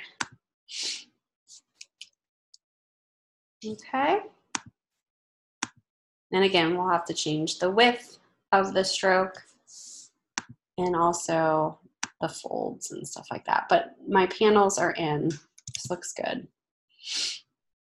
Now I have to pay attention to the strokes. Now your shape builder tool can help with this particular problem, which is, remember how we need the dash line here, but not necessarily on this flap on the right. See how we have a solid line here? So how to get rid of that solid line is if we use the shape builder tool so that we just see the dash line there. So let me zoom in. And I'm going to select this particular shape and hold down the shift key, and I'm going to select this shape. Now make sure you don't select this shape, which I did. Hold on 1 second, make sure I'm shift selector. I'm just going to drag and go over these two. There we go. So I have both of these selected, and then I'm going to do the shape builder tool. And what I want to do is get rid of, let me see if this is actually possible through this. I might not be able to. Just click left to the right. Yeah, see, it's going to go totally away from what I want. So what we want is we want the, let's see here, we want this line to show. So there's another way you can do it. I thought the shape builder tool you could use, but it looks like it might be a little trickier. I'm going to just select this line, and I'm just going to get rid of this line in between here, okay? And I can't because I don't have my pen tool options. I'm not sure where my pen tool options went. I must have selected something whenever I downloaded the new version here. Let's see here, pen.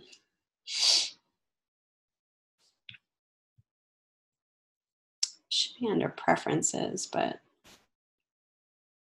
user interface here. Give me 1 second, guys. Try to figure this out. There is and I keep forgetting where it's at. Hold on 1 second. Did I lose you guys? Hopefully I didn't lose you guys here. Hold on.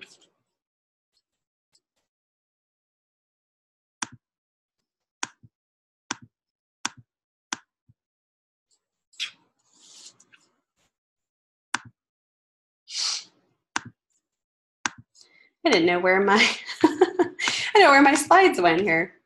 Okay. Well, I think I shared my whole screen and I lost it.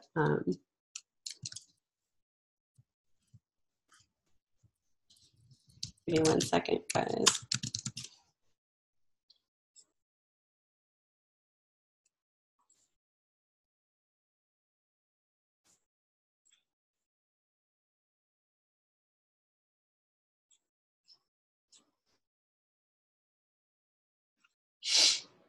Um,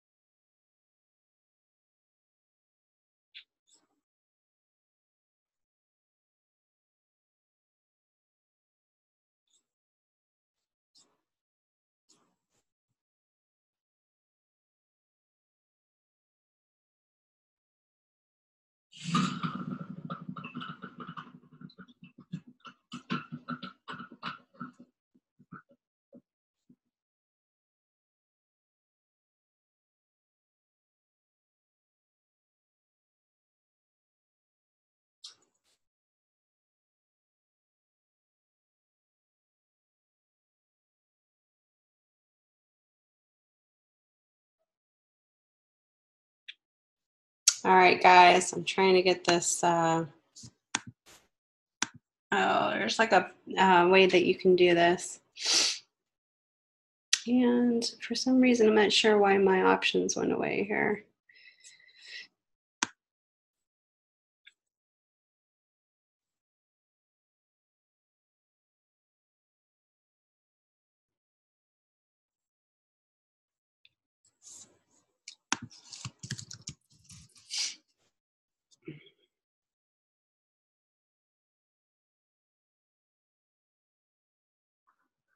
No, the pen tool's in there. It's just I can't find all my other.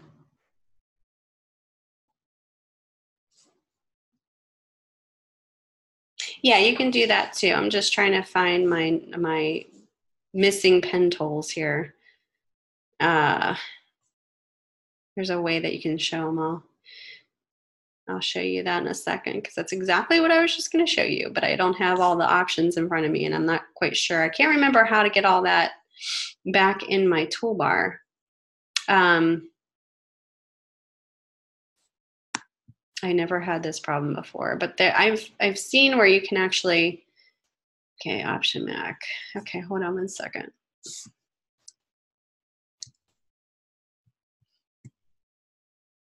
I think it's like a preference thing.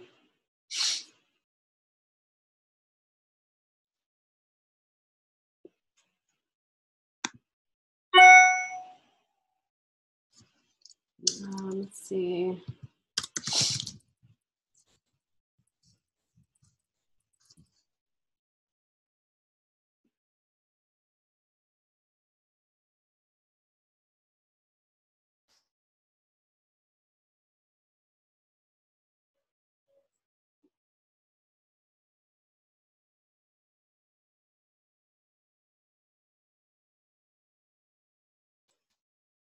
This would be an easy fix, you guys. I apologize. This is crazy.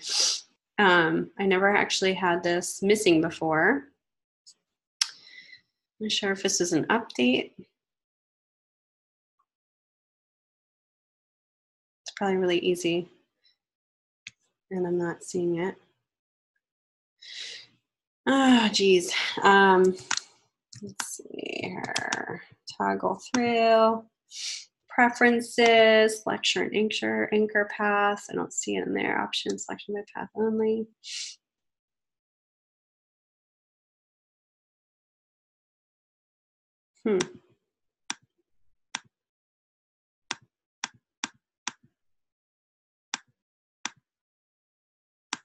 Really strange. Really, really strange. I've never actually had that happen before.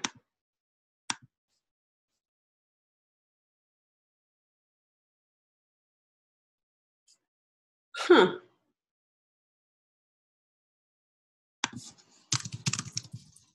I'm just trying to do some,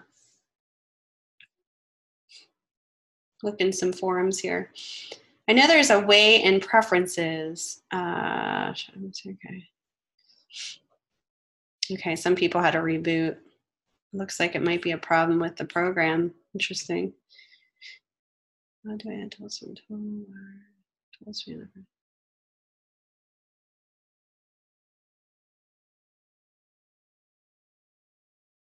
You know what I'm going to do? Actually, this is what I'm going to do. This might be it here.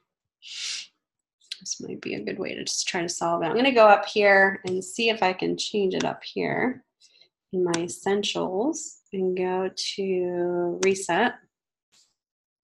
Try that first. Nope. See how my pen tool doesn't have many options under there?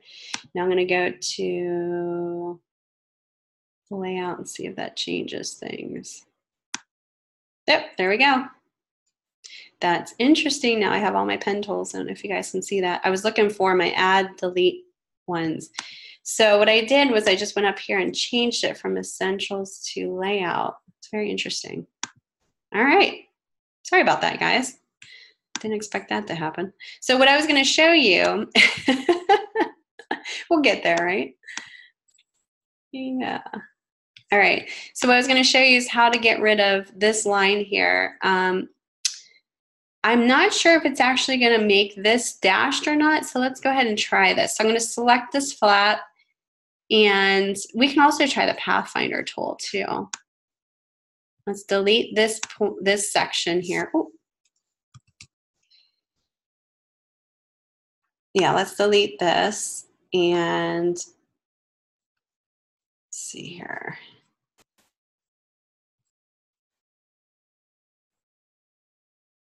I want to join this. So why don't we do, yeah, so we're going to take the pen tool after we delete that, and we're going to try to hook it up with this line here. I'm going to have to cut that line. Let me try something else. I don't think that's actually going to work. Let me try punching this out. What I'm trying to do is just eliminate this line here. So let me go up to Pathfinder. Grab my shapes here. There probably is a way you can do it with the shape builder tool too. I never really played around with the shape builder tool as much. So it's one of those things where you just got to get the feel of it. So you have your basic shapes. You can unite them. You can minus front, intersect, exclude overlapping shaped areas. You can divide them, trim them, merge, crop, outline, and minus. So I'm thinking if I select both of these, if I unite these, let me see if it's actually going to unite these two. There we go. It's going to unite, but it's going to eliminate that. So what you could do is, and we want this to be a shape in which this is going to be showing this line here. So that's kind of where we're, yeah, so that's kind of where we're, it's a little bit of a challenge. Let me select divide. That's going to divide both places. You can't trim them. Yeah, we have to actually select the points there. Okay. Yep. That's the tricky part.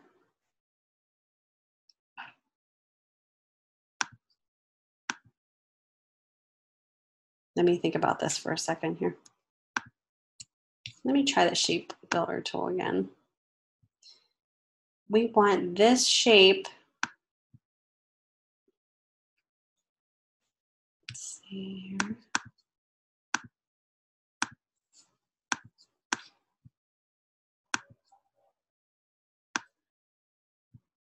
And that's how we eliminate it. See how that line starts now? We want that. We just want it to be in the middle there.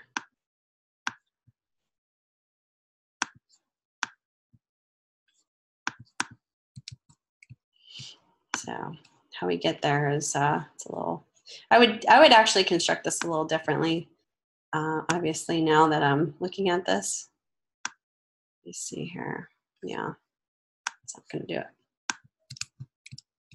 Maybe the best solution to this is this would actually have to be an open path. So we're just going to cut it. Let's see here. I'm trying to think of any other. Let me take a look at the shape builder tool a little bit more in detail. Maybe I can find a solution for that. I'm just kind of, I'm kind of like, I would probably do this a little differently. I'm just not quite sure. If there's another solution to this, probably the shape builder tool. I just need to do some investigating here. All right, so let me try cutting this line here with the scissors tool. There we go. So I just eliminated that line. The only problem with that is this shape is not a closed shape now. So if you wanted to make this, yeah, you could do a line, this is a closed shape, but your flap isn't. So what I did, I just deleted that line in there. So that might be a little bit of a problem if you're trying to fill it with color or something like that, but it is a glue flap. So you could probably mold the color to that. Obviously the color in the background, you could easily emulate that. It just isn't a closed path. So if you wanted to fill it with color, I guess you could fill it with some color. It's just not a closed shape. So that would be the way that I would have done it. Let me check at the shape builder tool a little bit more in detail. Like I said, I'm used to the basic parts of the shape tool, how I created this shape down here. But there might be another, and it might not be, instance where you can keep that line showing and have these two kind of still be, maybe one shape together. The thing is, yeah, you could just put a line in there if you want, and this would be like a whole shape. Maybe that's how you could go about it too. So let me show you that so we can go that option in here before I go on. So if you take, okay, so if I'm going back to the two shapes again and I do the shape builder tool and I unite these shapes as one shape, the only thing is it makes it so that it's stroke, you have this dash line, which I don't think is on the original. Let me look at it. Let me look at my layers here.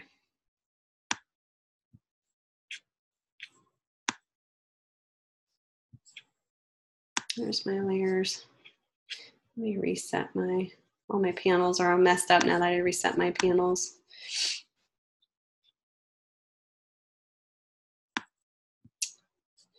And now I can't get to it because of our Zoom thing here is in the way. Give me 1 second. There we go. We reset layout. There we go. And my layers are way down here. There we go.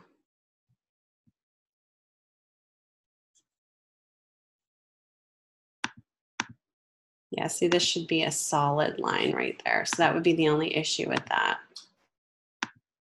Instead of a dash line. So this would work if this was solid. I'm sorry, if this was solid, and then we would just use the line tool.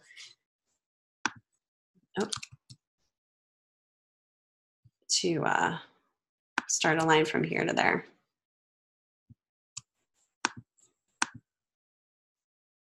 Where's my shape?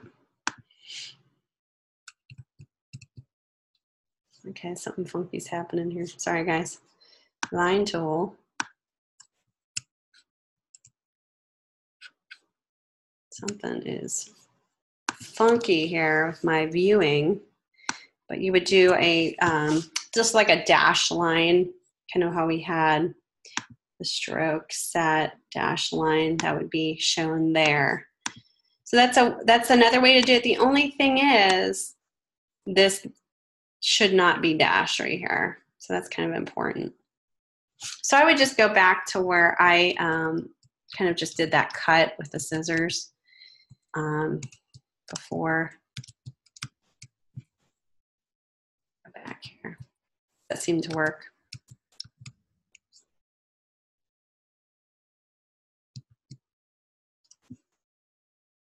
We do.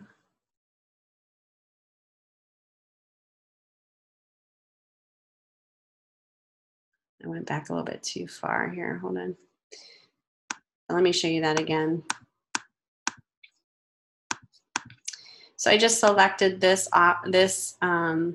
shape on the left here with my direct selection tool. Then I went to scissors, which is C on your keyboard, and I just cut this anchor point. Just click on that anchor, and then this anchor, and then hit delete on your keyboard. And of course, it's not going to do it like before. Hold on, let me make sure I selected this correctly here.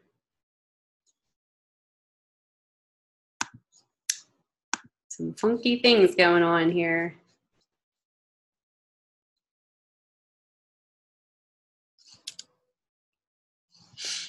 Okay, that's very interesting.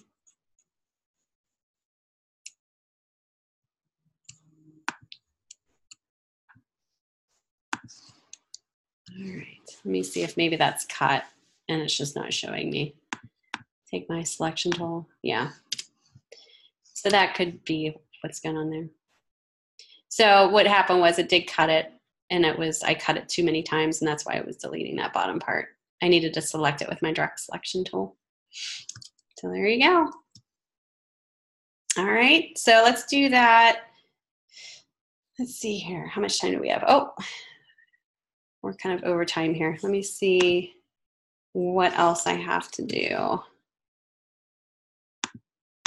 based on my, okay, so this needs to be also a fold line.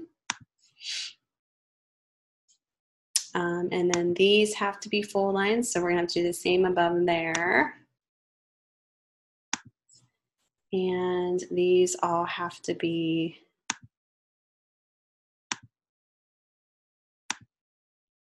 these are all fine down here. Just the very bottom baselines need to be fixed. Yes, like right here, right where the flat areas are. So what I'm gonna do is I'm gonna actually stop here because I think we went over a lot of what we needed to do.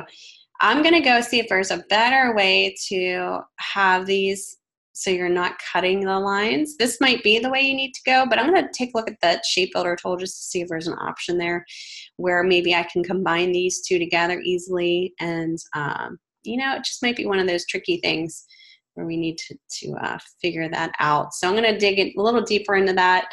And then when we meet on Thursday, I can kind of show you that option. But in the meantime, just do exactly kind of what I did with these shapes. Yeah, I need to pull this down a little bit more because this is a little bit higher up here. And yeah, I need to pull all these down, don't I? Let me see. Yeah, all these need to be pulled down. I'm just looking at that now. I think somebody was telling me that earlier. So these need to all just be pulled down to where this flap is. That's gonna be fun.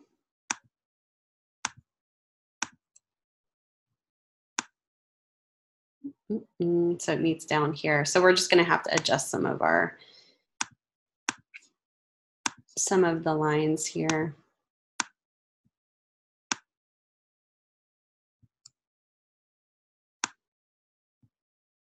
There we go. So it makes sense for the height at the very bottom here.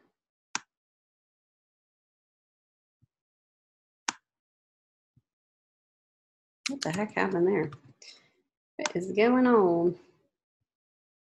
Like a weird line there. Sorry guys. To figure out what that's going on there. And then this should all kind of meet up together. So I'm gonna have to figure this out too based on all of that.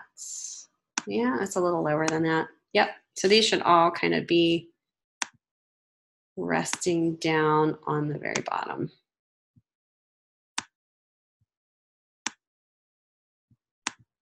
All right, and then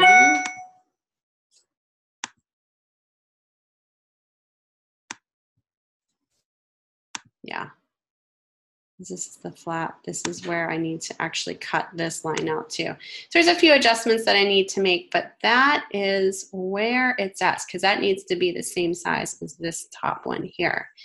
and that's going to be folding into this area.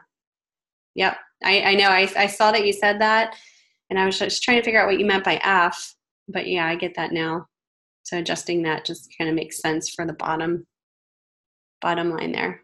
So I just need to adjust some of my line widths and obviously get those folds in there. But for the most part, that's pretty much how I would set this up for my box. I know I kind of made it probably look a little bit more complicated. Please don't make it overly complicated. I think what makes it tough is the ratio isn't quite the same. So as long as you're kind of going by the sizes here and you're setting that up as I showed you with a calculator, you know, the width and the height, and set that up initially like how I showed you, you should be good. And just kind of do the best you can with getting that as close as you can with the original. Any questions? And if you come up with the pen tool issue like I did, you kind of know how to solve that. All right. The next time that we meet up, we are going to be going over the second part of this, which I think it'll be a great, we'll have enough time to go over summing this up. I'll kind of review this a little bit too. So if you're having any issues with this, I can try to help you. Again, trying to solve the problem of the folds here, and we'll go over that as well. But then the second part of this is just kind of placing in your rough concept into your actual into your actual die line here. Okay, so we're going to create a rough layout using the strongest concept identified. You're going to add color to the logo, include all design elements and required information for each product. So you're going to have all of your information in there in your actual die line. So we're going to be placing that, you know, within this die line itself. So you're going to have to know, you know, which side's which, you know, the front and the back and all that good stuff. And it kind of tells you here the front, sides, back panel. So this would be the front. This would be the side. This would be the back. So think of it, and if you need to, you know, make your own die line. You know, it doesn't have to exactly be like this, but if you were to fold a piece of paper in this way, accordion fold, you can kind of see how that comes together. So this would be the front. This would be a side. You can see that easily, the back and another side. So when you design this for your rough, this would be the front. You would put your logo, whatever the front information, the side, maybe put body copy, the back, maybe have the barcode with maybe some more body copy explaining what the, you know, ingredients, and then the side maybe matching, maybe not emulating, totally repeating what the side is, but having repeated elements, pattern work, whatever you kind of have unifying your design on the sides. And take a look at other packaging. Say if you're doing the perfume or the cologne, go out and look at other perfume and cologne boxes. If you're doing the wine box, go out and look at wine boxes in an actual store to get a good idea. You can take pictures with your phone, kind of get some inspiration, see how they did it, and go from there. Typically the sealed, like the flaps here, the tops, you know, are designed typically, but the flaps aren't designed. You could have color on them to kind of match whatever panel that you have, but typically you don't have like any type of other elements on the flaps because you don't really see those flaps. If you can see them in here, these flaps would be colored, but you know, obviously you don't want to have copy right on there. The same on the very bottom. And this is a nice way to see how this comes together too, so that you kind of get the idea that this is the front cover. That's how the top opens. You can have a logo or something like that, or a type on the top of the top part here on B. But I would say, you know, where this flap is not being shown, it's tucked into the product. You probably don't have to worry about C having anything on it, or D, you know, that would maybe just be a color that's relative to your package. All right, so maybe we'll just kind of review kind of what we went over today a little bit. the next time we meet up here. And then I'll kind of show you how to place your artwork on there. And then if you have any issues with your template, maybe I'll open it up to, if we have time for you guys to share your work, maybe we can help with that. Because I think the dialing can be a little complicated. So if you're having any issues with that, don't feel bad about it. Just come in, we'll share your work. We can kind of help you along the way if you need extra help. Does that make sense? All right. All right, guys, thanks for meeting me today. Sorry we went a little bit over today. But thanks for hanging out. And if you have any questions, let me know. Yes, thank you guys. And I'll be seeing you guys on Thursday. And we'll chug along here. Have a great day, you guys.